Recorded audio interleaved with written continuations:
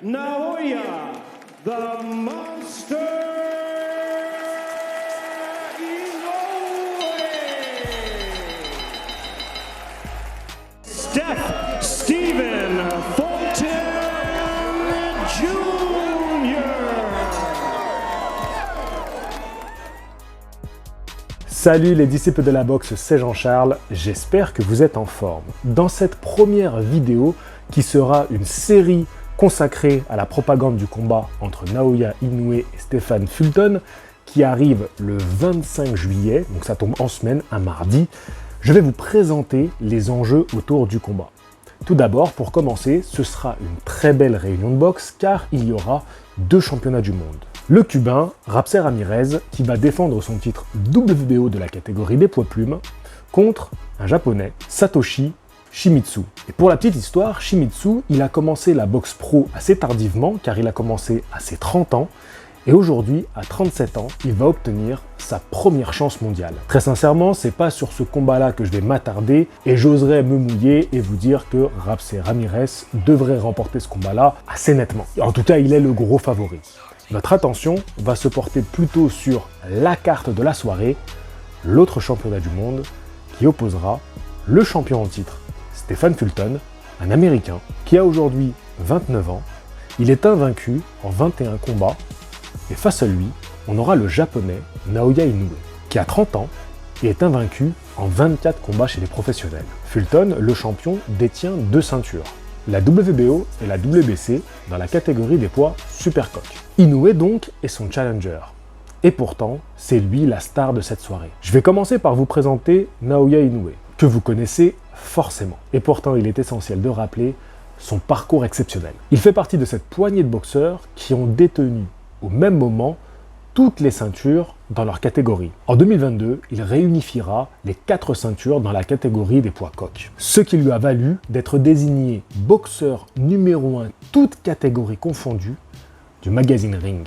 C'est le tout premier boxeur japonais de l'histoire de la boxe qui a obtenu cette distinction. Inoue commence sa carrière professionnelle en 2012 et très rapidement, il va enchaîner les victoires et les titres. Car dès 2014, il est déjà champion du monde WBC dans la catégorie des mi-mouches. Après une défense de titre, dans la même année, il monte dans la catégorie des super-mouches et s'empare du titre WBO en seulement 2 rounds. Mais c'est en 2018 que le nom de Inoue va exploser dans le monde de la boxe, car il participera au tournoi Mohamed Ali, dans une nouvelle catégorie. Lors de ce tournoi, il va arriver jusqu'en finale en ayant enchaîné les victoires par KO. Et par la même occasion, il va récupérer 2 ceintures, la WBA et l'IBF. Ça fait 3 ans qu'aucun boxeur n'a emmené Inoue jusqu'au 12e round.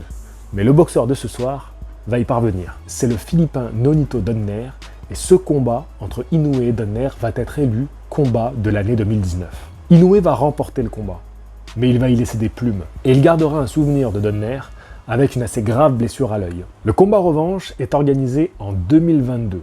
Entre-temps, Inoue a continué d'enchaîner les victoires et à mettre KO tous ses adversaires. Normal. De son côté, Nonito Donaire n'a pas chômé, car lui aussi il a enchaîné les victoires par KO, et notamment le champion du monde WBC, notre Français Nordine Oubaali. Donc lors de la revanche, c'est un combat d'unification entre Inoue et Donaire.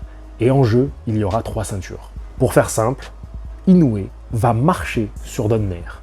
2 rounds et c'est fini. Donc Inoue remporte une 3e ceinture et il finit l'année en battant Paul Butler et en allant chercher la dernière ceinture qui lui manquait. 2023, Inoue décide de laisser ses ceintures pour tenter d'obtenir un titre dans une 4e catégorie de poids, les supercoqs. Mais pour ça, il faudra battre le champion en titre, Stephen Fulton. Parlons un petit peu de lui. L'Américain est un supercoq naturel. Par là, je veux dire qu'il a fait toute sa carrière dans cette catégorie de poids. Ce qui sera évidemment un avantage sur Naoya Inoue, mais ça on développera dans les prochaines vidéos. À 26 ans, après avoir enchaîné 18 victoires chez les professionnels, il obtiendra sa chance pour un titre mondial. On est en 2021, et en battant Angelo Leo au point, il deviendra champion du monde WBO. Lui non plus n'a pas de temps à perdre. La même année, il enchaîne avec un combat contre un autre champion du monde, Brandon Figueroa, le champion WBC, qu'il battra au point. Et lors de cette prestation, il nous montrera toute sa palette technique et ses qualités de boxeur. Et en 2022, il défendra ses titres WC et WO contre Daniel Roman, qu'il battra lui aussi au point. Pour la première fois de sa carrière, Stephen Fulton va quitter son territoire. Il va quitter l'Amérique pour aller affronter au Japon un boxeur japonais. Alors pourquoi prendre un tel risque?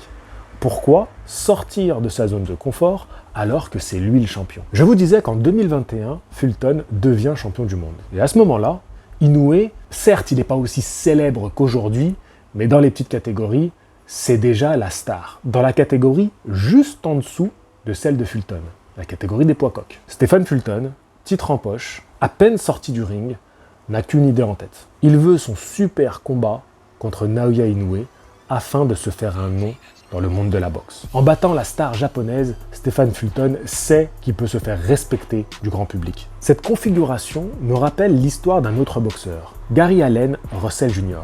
Russell Jr. a été le premier champion battu par Vasily Lomachenko. C'était les tout premiers combats professionnels de Lomachenko.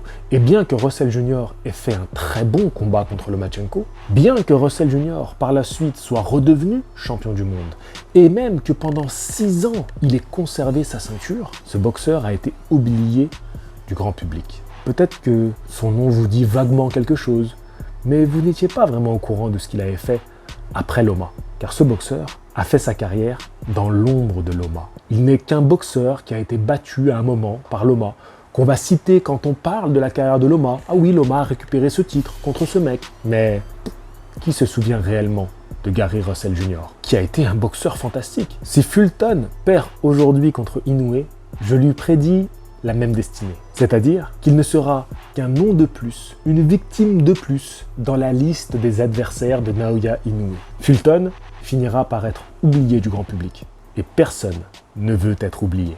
Voilà, je vous ai présenté rapidement les enjeux de ce combat, l'histoire un petit peu qu'il y a entre ces deux noms. Dites-moi ce que vous en pensez. Dites-moi, vous êtes plutôt Fulton ou Inoue? Et demain, je vous parlerai des points forts, points faibles de Fulton, et j'enchaînerai dimanche avec les points forts, points faibles de Naoya Inoue. Je vous dis à la prochaine. Fighting!